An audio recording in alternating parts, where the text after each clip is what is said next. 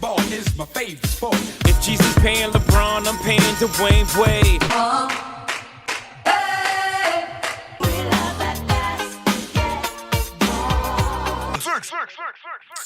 Salut à tous les fans de NBA, c'est Tic et je suis très content aujourd'hui avec vous pour un nouveau numéro de notre podcast Les 6e hommes. Aujourd'hui au programme du jour, ça sera un spécial trade parce que ça y est, la deadline est terminée, tout est fini, c'est verrouillé, il n'y aura plus de mouvements chelous au dernier moment. On va pouvoir du coup en discuter sereinement avec mes chroniqueurs et un invité. Donc aujourd'hui on est avec Pierre, comment ça va ? Ça va très bien. Je suis heureux d'avoir vu et le tirage au sort des équipes pour le All-Star Game, effectivement, ouais. Et la fin de cette trade deadline qui a été le feuilleton de la semaine un peu. Hein. Qui était assez intéressante. Easy, comment ça va ? Moi je vois que Pierre est toujours là, je pensais que t'allais le trade mais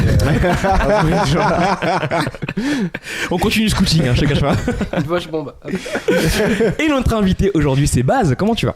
Eh bien ça va très bien, donc je suis joueur e-sport. Joueur e-sport, ouais, tout à fait. Et fan de Boston, donc du coup on pourra parler des trades. Eh bien enchanté que tu répondes à notre invitation, on va parler aussi des trades du coup. Avec plaisir. Et on va, la semaine prochaine on sortira un podcast spécial sur Baz pour parler de e-sport avec lui. Donc restez connectés, il y aura 2 podcasts 2 semaines de suite, c'est la folie chez les 6e. Des vraies infos qui vont tomber. Incroyable.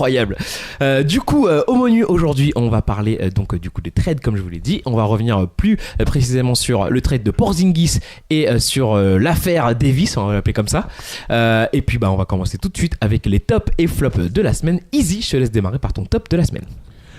J'étais vraiment sur mon flop. Non, mon top, ça va bien sûr concerner un peu de positive vibes avant de commencer par le. Tu vois, on commence pas par le sale, mec. Non, le top, ça va concerner un trade et un trade un peu moins médiatisé que les autres. C'est celui de Schumpert qui va rejoindre Houston. Ok. Et en fait, je trouve pas ça con de la part des Rockets parce qu'ils se sont aperçus que cet été ils ont fait de la merde. Hein. Se séparer d'Ariza, de Lukemba Amouté. Pour prendre Carmelo, pour prendre Michael Carter-Williams, finalement ni l'un ni l'autre est encore à Houston à l'heure actuelle. Carmelo ça a été un vrai flop. Marquez Chris coup, ouais. Il est parti, Brandon Knight il est parti, donc en fait tous les mecs qu'ils ont fait venir cet été ils sont partis.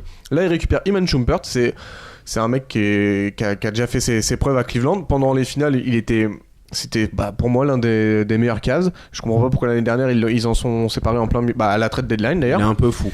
Oui, il a un petit potentiel de folie. Et puis, voilà, je trouve que je suis content qu'il soit arrivé à Houston parce qu'il va apporter sa défense et à part Tucker, il y avait plus grand monde qui défendait. Alors oui, il perd James Ennis, mais Iman Shumpert, ouais, c'est quelqu'un qui a de l'expérience et qui est champion NBA.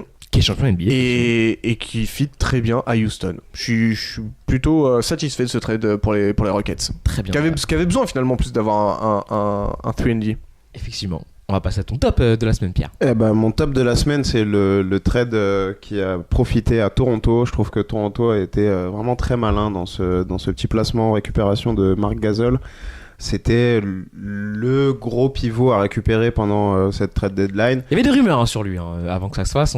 C'était très chaud. On n'était pas sûr. Moi, je mets grave un bémol. Je te laisse finir, mais j'ai deux bémols. Non, vas-y. Enchaîne. C'est parfait. Je trouve que c'est un mec où on est sûr de sa valeur. Il se projette pas dans une équipe qui n'a rien à voir avec son historique. C'est un mec qui a toujours été dans une équipe à Memphis qui défendait très fort, qui avait pas des scorings incroyables, mais qui avait toujours une grosse relation entre le meneur et le pivot. Et avec Laurie, il va être servi un meneur qui aime fournir son pivot. Il est là. En défense, ça va être ça, sauf qu'il aura moins de boulot à faire. À Memphis, il avait quand même tout à organiser, et à Toronto, c'est plus en place. Quand t'as Ibaka à côté de toi qui fait le ménage, quand t'as des mecs qui sont prêts à se sacrifier tous quand ils rentrent, tu sens qu'ils ont envie de gagner, ils ont la détermination, et il va coller parfaitement à ce truc-là. C'est l'un des gros coups en tout cas de la trade. Je trouve que Toronto fait un très bon coup là-dessus. Ouais, moi je suis un peu moins emballé parce que justement tu parles d'Ibaka. Et Valanciunas il se relayait au poste de pivot. Parfois c'était l'un qui était titulaire, parfois c'était l'autre. Valanciunas il acceptait de jouer beaucoup moins que Marc Gasol. Il va arriver tout de suite, il va prendre ses 30 minutes, 28 minutes de temps de jeu, peut-être même plus. C'est toi qui t'engages là-dessus. Oui, et je m'y engage. Et l'erreur qu'ils vont j'espère pas faire, c'est mettre Ibaka en 4 à côté de lui, sachant qu'Ibaka cette année il a retrouvé un jeu physique près du panier. Et j'ai pas envie de retrouver le Ibaka fin d'OKC qui faisait que shooter à 3 points parce qu'il était poste 4 et qui pensait qu'il fallait faire que les shoots à 3 points. Le Ibaka de cette année, c'est le meilleur Ibaka depuis 5 ans parce qu'il est remis à l'intérieur. Siakam et lui il fonctionne très bien. Siakam et Valanciunas ça marchait très bien, et moi j'ai peur justement de ce côté trop star, faut le faire jouer Gasol. Star, faut le faire jouer Gasol. Ouais. Genre tu penses qu'il va faire sa diva? Non, je dis pas ça. Je dis Non, parce que c'est parce que c'est Marc Gasol, on est obligé de le mettre sur le terrain. Alors qu'avec Valanciunas, il y avait pas ce problème, c'était genre Valanciunas rentre sur le terrain, OK, tu fais ce que t'as à faire, allez ressort, et il faisait pas d'histoire. Il aurait eu 28, 29, 30 balais dans la force de l'âge, il faut absolument qu'il se voit, qu'il fasse des pubs machin, où on connaîtrait pas l'historique du personnage, je te dirais d'accord. Là Marc Gasol, s'il y a un mec et qui tu fait penses pas que de tu peux vague... lui Attends, je termine juste. S'il y a un mec qui fait pas de vague, qui va juste demander à ce qu'on gagne et avoir une chance de gagner un titre parce que l'horloge tourne et qu'il lui reste pas beaucoup de saisons, c'est pas je pense que c'est lui. C'est pas ce que je dis. Oui, je dis juste que lui, ce sera moins facile de lui, par exemple, de lui retirer de le retirer du terrain quand il restera 3 minutes. Et j'ai peur qu'on essaye trop de l'associer à Ibaka. En revanche, Laurie, tu vois, t'en as parlé aussi. Lui, si j'avais pu le mettre dans un trade pour récupérer Conley, c'était le premier. À mon avis, c'était lui le joueur qu'il fallait Ils ont changer. dû vouloir le faire, mais enfin bon. Parce que tu récupères Conley, ça aurait été parfait. Laurie, moi, c'est toujours la faiblesse de. Du coup, Bas, qu'est-ce que tu penses de ce trade de Gasol qui va Non, moi je trouve que c'est très intelligent. au Canada? Non, mais c'est très intelligent parce qu'il y a. Si on met un petit peu de côté les Warriors, les grosses équipes, elles sont à l'est là, ça va être la bagarre. Et c'est obligé pour Toronto de se renforcer. Il fallait qu'il se renforce, effectivement. C'était hyper nécessaire quoi. Ces équipes-là l'ont quasiment toutes faites, sauf Boston. C'est la seule qui s'est pas renforcée des grosses équipes à l'est. Mais n'a pas rien perdu. Mais qui n'a rien perdu, effectivement. Voilà, on en parlera peut-être tout à l'heure avec les trades. Mais oui, mais en tout cas pour revenir sur Toronto, là ils font vraiment un gros coup, ils mettent la pression sur les autres et c'est le plus important, c'est ça à ce moment-là quoi. C'est un ajout majeur qui est intéressant et qui va vraiment fortifier l'équipe. Tu as peut-être raison, Easy. Peut-être que sur certains, ils vont peut-être mettre certains matchs en fait à trouver la formule. Peut-être qu'ils l'ont pas tout de suite, ça, c'est sûr. Quoique un mec comme Gasol normalement ça devrait. Non mais je suis emballé hein. J'ai juste mis un bémol, mais je suis emballé bien sûr. Mais c'est sûr qu'ils vont. Parce qu'il aime bien distribuer des bémols. C'est sûr qu'ils vont monter en puissance. C'est obligé. Ils peuvent pas s'écrouler avec un tel recrutement. Et ils vont arriver pour les playoffs en étant une des grosses têtes. De série quoi. Ouais. Easy, est-ce que tu peux passer à ton flop de la semaine qui était très précieux de nous partager visiblement? Non, c'est en fait vis-à-vis des drafts pour les équipes All-Star. Ouais. Bon, alors on a bien vu que LeBron il faisait son marché, mais ce qui t'a légèrement saoulé. Non, parce que ça on s'y attendait. Et bien sûr le All-Star Game c'est la réunion où tout le monde se côtoie. Enfin ça se dragouille dans tous les sens. C'est pas depuis LeBron quoi, c'est depuis tout le temps. C'est bonne ambiance comme ça. Oui voilà, genre Mutombo on sait tous comment il est arrivé à Philadelphie. Ça s'est beaucoup joué au All-Star Game avec Iverson et Larry Brown. Mais ce qui m'a dérangé c'est l'histoire du trade quoi. Même là tu fais un trade LeBron, come on. Donc pour expliquer en gros au moment du pic, il y a Giannis qui prend Ben Simmons et en direct merde, tout de c'était suite, mon choix. Voilà. LeBron lâche quand même une phrase qui est lourde de sens où il dit tout de suite c'était mon choix, un peu comme un enfant. Ouais, c'était mon gars. Ouais. Et donc le pic se termine, on a les deux effectifs qui sont complets. Hop, LeBron il arrive à glisser son petit trade. Ouais, mais tu sais, ça fait trop genre. Tu sais, c'est le papa, c'est le patron, on lui doit tout, comme si on lui devait tout. C'est salique, c'est plus que papa. Ouais, mais c'est. Il la joue comme c'est ça. D'ailleurs, je sais pas si vous. C'est une déformation professionnelle, il a une famille nombreuse. Ouais. Ah, mais, je sais pas si vous avez vu, mais à la fin, il draft bien sûr D-Wade et il fait une petite blague. Ouais. Et Dirk Nowitzki, il a repris en le tweetant, il a dit ouais, moi aussi j'ai une bonne blague, LeBron. Rappelle-toi 2011, D-Wade, LeBron. Putain, quel enfoiré. Je trouvais ça tellement bon de dire mais j'ai trouvé ça très culotté et personne a rien trop dit au moment où ça s'est fait, mais je parce que c'est le papa, LeBron, personne peut rien lui dire. Non, mais je trouvais pas ça classe de faire une blague sur Nowitzki. Bah souviens-toi, genre c'est vraiment l'historique en 2011 quand LeBron et D-Wade ils arrivent dans la salle en faisant genre je suis malade, en se foutant de la tronche de Dirk Nowitzki. Je me rappelais plus de ça. Ah si, il y avait ça. Et au final et d'ailleurs j'ai pas le temps dans mes flops, mais j'avais un autre flop, c'était justement la sélection de Wade et Nowitzki, je trouve. Bon, on peut en parler effectivement parce que les deux joueurs ont été sélectionnés en espèce de bonus alors qu'ils n'étaient pas sélectionnés dans les rosters All-Star Game par du coup, que ce soit par le public Jamal Crawford. Voilà. Et dans le futur, c'est mais du coup, la NBA leur a fait une fleur parce que c'est dans des le futur, vétérans. C'est-à-dire que tous les meilleurs. Attends, laisse-moi terminer ici, s'il te plaît. Donc Wade a été sélectionné parce que c'est sa dernière saison, qu'il a fait un tour des stades, etc. Et que du coup, pour le spectacle et pour le geste, ils ont sélectionné Wade et Nowitzki. Et donc dans le futur, donc LeBron, on peut estimer qu'il est la même chose, logique. Oui. voilà. Enfin, quand il fera sa dernière- s'il a pas sa place, ils le donneront quand même. Oui, mais ce serait dégueulasse qu'il l'ait pas. Curry, bah pareil. Le mec est double MVP, triple champion NBA, peut-être même plus. Kevin Durant, pourquoi pas. Et donc, Ouais, ça James commence Harden- ça ouvre la porte à plein de Voilà, choses. et si on le fait pas, on dira ah bah c'est scandaleux. Tu sais, c'est comme exactement le même principe que les vidéos hommages quand n'importe quel joueur maintenant Non, revient je dans suis son pas équipe d'accord et sur on la lui fait une vidéo hommage. Je suis Si, pas parce que d'accord maintenant avec la vidéo hommage. ça arrive à n'importe qui les vidéos hommages. Hein. Non, mais mais les vidéos hommages, c'est un choix de la salle. Et je trouve ça justement plus sexy quand t'es un joueur en soi. Hein, je me dis, je serais joueur pro. Je vais dans une salle où j'ai fait des misères. Bah, on diffuse une vidéo. Non, je parle pas de ça. Je parle du mec qui a passé peut-être 2 saisons aux Lakers, je sais pas. Par exemple, Julius Randle, il a pas passé 2 saisons, mais Julius Randle, je veux dire, on parle des Lakers, avec Boston, l'équipe qui a le plus de maillots retirés, tu vois, qui a la plus belle histoire. Et pour Julius Randle, on va lui faire une vidéo hommage. Je trouve ça trop, quoi. Je trouve ça trop. Et je parle de Julius Randle, mais il y en a plein des comme ça, hein, avec qui on fait des vidéos hommages, mais. Non, moi ça me dérange pas. Je suis d'accord avec toi que c'est étrange de donner à D-Wade et à Nowitzki sans rien leur retirer, mais ça veut dire que tu pouvais faire la même chose avec tellement d'autres joueurs, Oui. et dans le futur ça Avant, il y avait d'autres joueurs pour qui tu aurais pu le faire, c'était justifié. Et dans le futur, comme il dit, voilà, ça arrivera et on se posera la question. Ouverte à n'importe qui, C'est- en fait. Maintenant, c'est fait. Bon, tant pis. Le seul truc où je suis entre guillemets content, c'est qu'ils ne prennent pas la place de quelqu'un. C'est du bonus. Ouais. C'est un strapontin. Là, ça aurait été scandaleux. Heureusement. Voilà. Ah là, je serais descendu dans la rue. Seul. T'aurais eu tous les signaux avec toi, mec.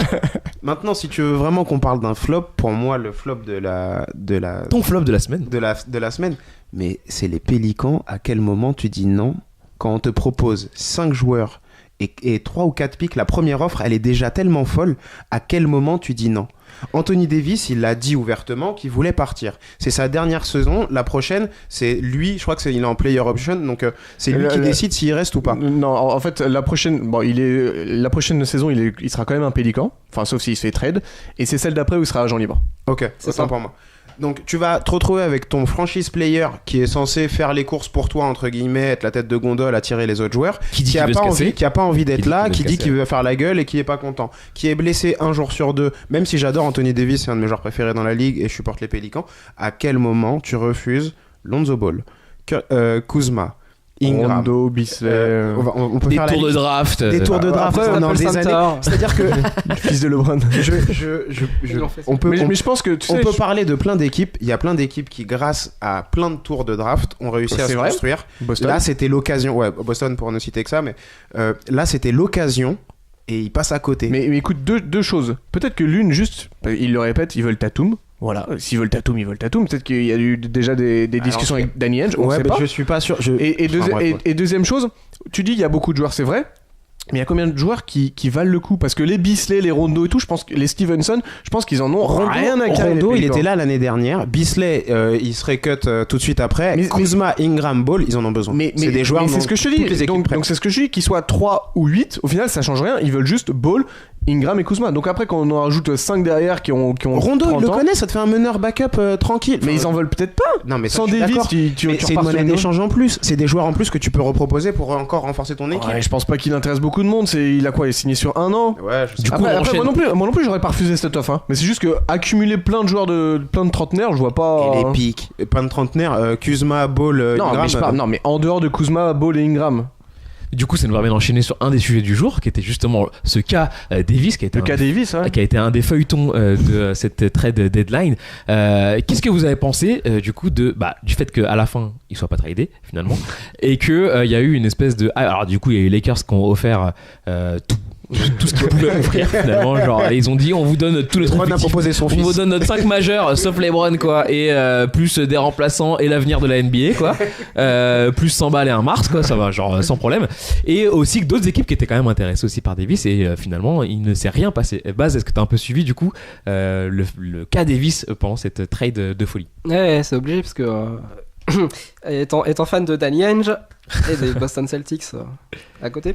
Oui, parce qu'il y a eu des rumeurs aussi, effectivement. Non, mais en fait, c'était évident, il fallait suivre la deadline parce que Boston ne peut pas aller chercher Davis.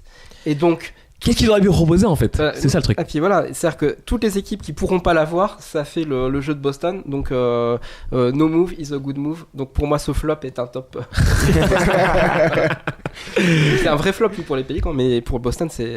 Et puis certainement les autres équipes qui lorgnent du côté de Davis, c'est hyper intéressant parce qu'ils savent que cet été, ils vont pouvoir attaquer avec des propositions qui seront peut-être pas aussi indécentes que celle des Lakers. Là, c'était énorme, quoi. Franchement, j'ai jamais vu ça. Mais ça aurait desservi les Lakers. Mais évidemment. Je pense que les Pélicans, ils attendent mieux. Je pense qu'ils attendent.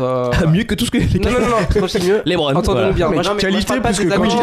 Je parle pas des cadeaux bonus, mais ils peuvent attendre mieux qu'un Kuzma et un Lonzo Ball. À mon avis, il y a des meilleurs joueurs qui pourraient aller aux Pélicans. Donc des jeunes joueurs. En tout cas, ils ont une monnaie d'échange qui vaut énormément sur le marché. Davis, clairement. Ouais, mais plus ça passe, moins ça vaudra quelque chose, quoi. Bah, pour toi, c'est quoi le délai justement pour Davis pour que ça soit encore intéressant pour les Pélicans? La draft. L'année prochaine déjà. Moi je suis les Pélicans. Je dois me trouver un trade pendant la draft ou aux alentours de la draft. D'accord. Après ce sera trop tard. Après ils seront plus les chefs de la négociation, quoi. D'accord. Donc c'est là qu'ils seront encore en position de force et avec une monnaie d'échange de valeur. Mais ce qui fait très mal dans toute cette histoire Davis, c'est aux Lakers, parce que les Lakers. Ouais. Comment dans ton équipe, t'imagines dans le vestiaire, donc t'as LeBron qui est là, tout le monde va se faire trader sauf LeBron, et lui il est content, et tu sais il fait sa petite pub, on sait très bien qu'il veut Davis, son agent c'est l'agent de Davis, bref tout ça, et toi t'es dans le vestiaire avec LeBron, et toi tu dois te dépouiller tous les soirs à sauter sur les ballons, à défendre comme un porc, pour qu'au final lui il récolte les lauriers parce qu'il aura mis le tir clutch, quand c'est pas Rondo, il aurait mis son tir clutch, il aura son petit trophée de ceci cela, de joueur de la semaine et tout. Et toi, tu seras envoyé comme un malpropre à la Nouvelle-Orléans. C'est là où on se rend compte que c'est vraiment la franchise des LeBron. Ouais, mais non, et du coup, après ta saison, ça aurait été cool s'ils avaient été transférés, parce que voilà, bon, ils sont partis, on en parle plus, mais ils sont restés. Et comment veux-tu leur dire? Tu penses qu'il y aura un gros impact? Les mecs, finalement vous restez, alors parce super. Il va arriver, c'est LeBron, il va lui dire mec c'est business, c'est LeBron en face de toi, au bout de 2 semaines tu vas oublier, tu vas pas. Mais du coup faut le gérer. Je pense pas. Oui, bien sûr, faut le gérer sur l'instant. Faut le gérer, ça te nique. Et surtout, c'est les négociations pour plus tard. Quand tu vas vouloir renégocier un contrat, si t'essayes de pinailler, de lui dire mais tu fais un petit effort, franchement t'as vu, c'est les Lakers. Non mais là il va te dire non. Et je te parle même juste de cette saison maintenant, parce que là faut se battre pour aller aux playoffs là, en ce moment même. Non seulement il faut se battre pour aller en playoffs, mais même s'ils vont en playoff, il y a plein de, c'est une cascade de conséquences qu'on peut pas maîtriser encore et qui va forcément poser problème à un moment donné. Mais le pari, c'est surtout ce que je comprends pas dans ce choix-là, c'est que le pari qui est pris, c'est de te dire je vais faire confiance à un mec qui a 34 ans et plus le temps va passer, même si c'est LeBron, plus il va descendre, plutôt qu'à 3 mecs qui ont 20 ans, 22, 23 ans. Parce que c'est LeBron aussi. Mais non, mais c'est les. Oui, mais justement, ils misent tous sur LeBron en fait. Non, mais oui, tu dis à LeBron, on va essayer d'aller récupérer Davis, mais il va falloir faut pas compter à l'avoir pour cette fin de saison. Faut compter pour essayer de gratter, comme on l'a dit, avec une bonne free agency. Oui, l'année prochaine, c'était certain. Tu peux essayer de monter un truc. Ouais, c'était certain. Là, dans l'urgence. Mais là, ils ont tué le mental de l'équipe. Clairement, ils ont. Et Luke Walton, alors lui, maintenant, il est. Il est en embrouille grave, mais je sais plus pourquoi. J'ai pas suivi pourquoi. Parce que Bisley et Javal McGee à la fin. Ils ont dû, dans les vestiaires, ils ont dû se dire mec, qu'est-ce que tu veux qu'on fasse? Nous, dès demain, on peut prendre la porte. Comment veux-tu qu'on se batte? Comment tu peux nous reprocher à nous de pas se battre? Bisley. Il est parti. Surtout Bisley. Non, mais Bisley est parti, donc de toute façon, il est au Clippers. Le problème se pose plus. Voilà, c'est ça. Voilà. C'est que s'il avait vraiment des gros problèmes, Bisley, il peut trouver. C'est un des rares mecs de l'effectif qui peut. Enfin, non, c'est pas un des rares mecs. Il y a pas mal de mecs aux Lakers qui pourraient trouver un spot ailleurs. Et puis il a plus rien à perdre. Voilà. Oui. On sait qui c'est, sa carrière elle est derrière. Je suis d'accord. Lui c'est méchant mais presque. Non parce c'est plutôt pas mal la fin de carrière, mais du coup c'est quelqu'un qui peut retrouver une franchise comme ça. Mais oui, mais il y aura toujours ils peuvent tous le faire aux Lakers. Mais comment, moi c'est vraiment comment tu restes dans cette équipe qui a voulu te transférer et comment tu peux continuer à mouiller le maillot à 100%. Inconsciemment ça va y être dans ta tête. Il y aura un petit temps d'adaptation, c'est sûr. C'est comme quand t'es pour un coach, un coach c'est un vrai connard, tu t'entends pas avec lui, et inconsciemment sur le terrain tu donneras pas tout. Alors pourtant tu veux le gagner ton match. Mais oui, c'est mental de toute façon. Ouais, non, mais après ça dépend, ça joue. Et puis ça dépend de la mentale du mec. Sur l'histoire du coach, par exemple, pour rebondir là-dessus, je sais qu'il y a des coachs où j'ai envie je vais m'énerver, je vais plomber le match parce que je suis une tête de con. Et il y a des matchs où je vais leur dire ah ouais, tu veux, et je vais te montrer que c'est moi qui ai raison et je vais élever mon niveau. Tel Jimmy Butler. Tu crois que Brandon Ingram, Lonzo Ball et Kuzma, ils vont pas vouloir prouver des choses, prouver genre ah vous voulez me transférer, voilà. Et du coup au détriment du collectif. C'était passé il y a un an. Au détriment du collectif. Randall, c'est que c'est passé. Randall, il était dans la liste des mecs qui allaient se faire trader vers janvier. Et finalement, quand il a eu ça, la réaction qu'il a eu, c'est de montrer qu'il était chaud pour améliorer sa valeur. Et qui All-Star à Brooklyn actuellement joue maintenant? C'est D'Angelo Russell. Il vient d'où? Des Lakers. Oui, tout à fait. Non, mais bien sûr que dans les wagons de joueurs qu'ils ont eu, même Randle, il les fait plus ou moins mentir. À l'heure actuelle, il est assez efficace et je pense qu'il pourrait totalement de tiers service en relais de LeBron en poste 4 ou bref. Ouais. Mais c'est des choix faits par les présidents, les coachs. Donc c'est Magic qui devra répondre de ce choix-là au final. LeBron qui joue sa partition, c'est normal. Il a 34 balais, il veut monter une équipe de All-Star, il veut gagner des titres. Pourquoi mais attends, quand tu signes aux Lakers, tu le sais, tu connais l'équipe qui est en place. Tu connais très bien qui est en place, qui est là. Bien sûr, mais c'est au président. Selon moi, c'est au président de dire, écoute. Franchement, je te respecte, hein, t'es un grand joueur, mais je vais gérer les affaires et tu vas pas faire les trades, c'est moi. Pelinka, Magic Johnson, là, cet été, faites un truc, faites signer un gros joueur. Sinon, cassez-vous, parce que là, c'est pas possible. Là, vous avez perdu toutes ces années où vous foutiez rien pour rester finalement, dans le ventre mou, voire faible. On va passer du coup au sujet suivant. Du temps pour que je crache un peu. On va passer au sujet suivant. Du coup, l'un des deux sujets qu'on voulait évoquer, c'était Porzingis qui quitte les Knicks. Et ouais, once an Knicks, always an Knicks, là c'est plus trop valable. Alors Pierre, je vais te laisser démarrer sur le sujet parce que je sais que ça fait beaucoup de peine. Bah ouais, ça me mais en même temps, c'est pour le. En vrai, c'est pour le bien parce l'association Doncic Porzingis, ça va être fou. Ça va être fou. En plus, je suis très content effectivement pour Porzingis qui méritait pas d'être dans un club avec aussi peu de direction, aussi peu de visibilité sur l'avenir. Et pourtant, je suis Knicks. C'est le club avec le moins de possibilités de développement pour un jeune joueur qui arrive. Bon, c'est plus un jeune joueur. Mais pour un joueur aussi talentueux que lui. Mais il a envie de quelque chose, il a envie d'être excité, juste jouer les playoffs en fait. Et puis non, il a raison. Après, pour une fois, ils ont pas été trop bêtes. C'est incroyable. Ils ont réussi à refourguer des gros salaires en plus du joueur intéressant qu'il y avait. Ah oui, c'est ce qu'il fallait faire de toute façon. Non mais mais franchement avec les Knicks, ils auraient pu donner Knox. Tu vois, dans le trade, il y a 2 ans, ils donnaient Knox en plus de Porzingis. Donc bravo, vous avez été malin, vous êtes débarrassé de gros salaires, bravo. Vous en avez pris aussi. Wesley Matthews, il est très très bien payé. Il s'est fait couper, il a rejoint Indiana. Oh, je l'avais pas vu, je suis très content de cette nouvelle. Indiana qui se renforce, parce que du coup, comme il a été coupé, ils vont pas le payer 18 millions, ça va être un truc beaucoup plus raisonnable. C'est New York qui va payer. Et aux surprises.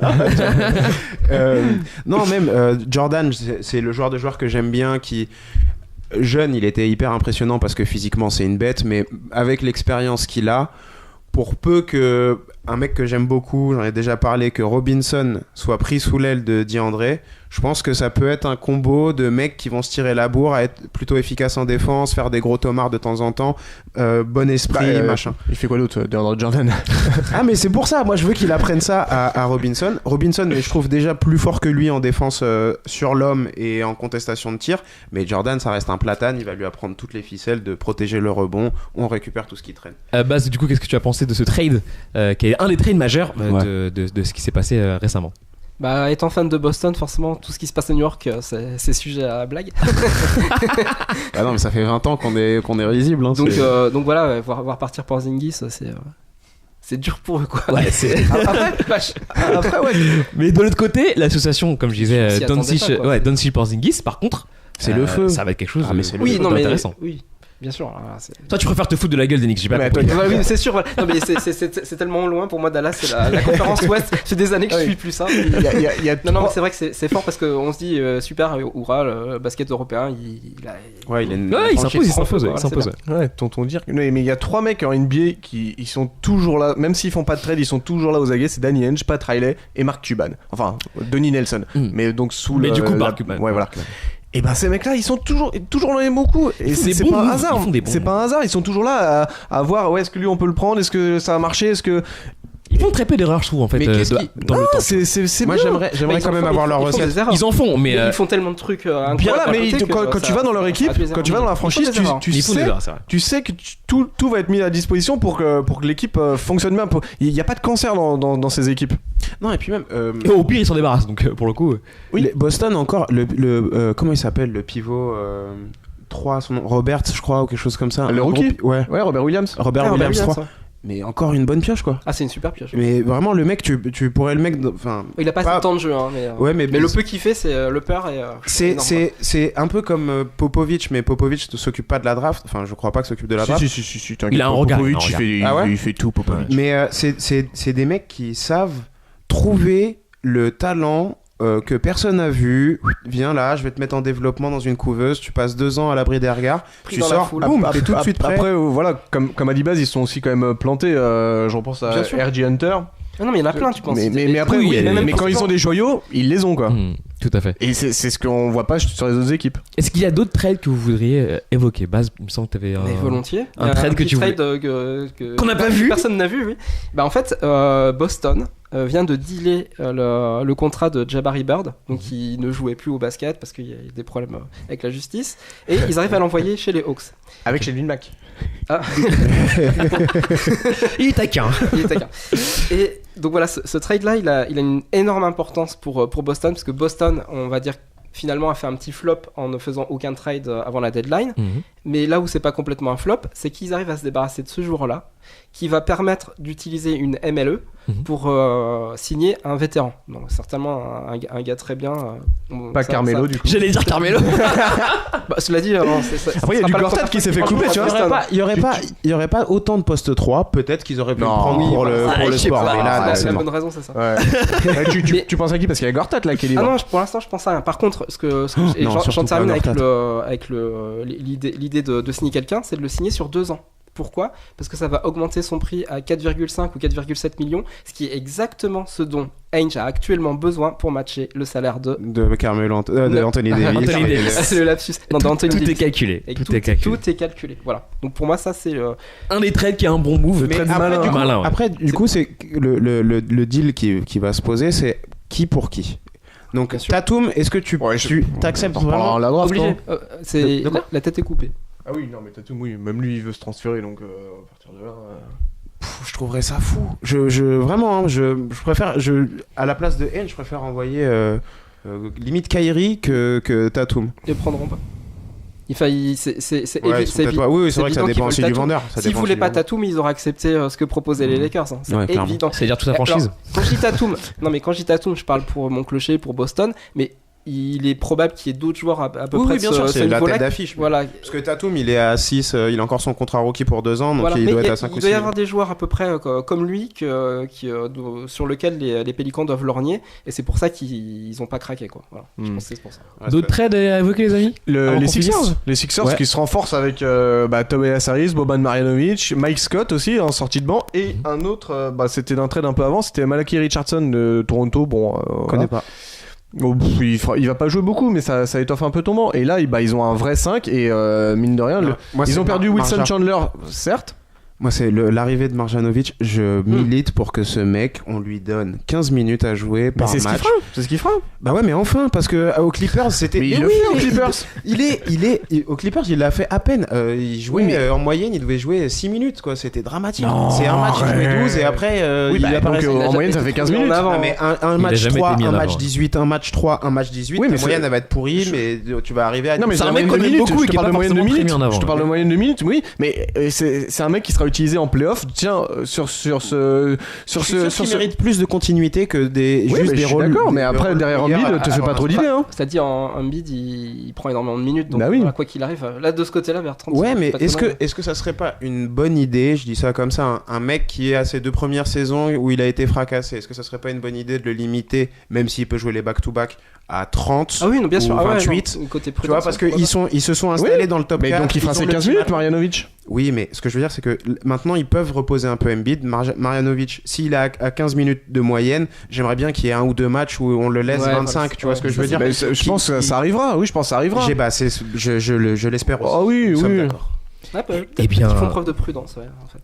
J'aimerais bien qu'il fasse preuve de prudence avec Embiid, d'une parce que je me suis toujours pas remis de son match face à Drummond où il m'a fait rigoler de A à Z à la fin avec tous ses postes et puis on a besoin d'un mec qui ose autant. On a besoin d'Embiid déjà. Ouais, non mais même si c'est énervant, même si c'est trop par moment, je trouve qu'il est intéressant pour l'NBA.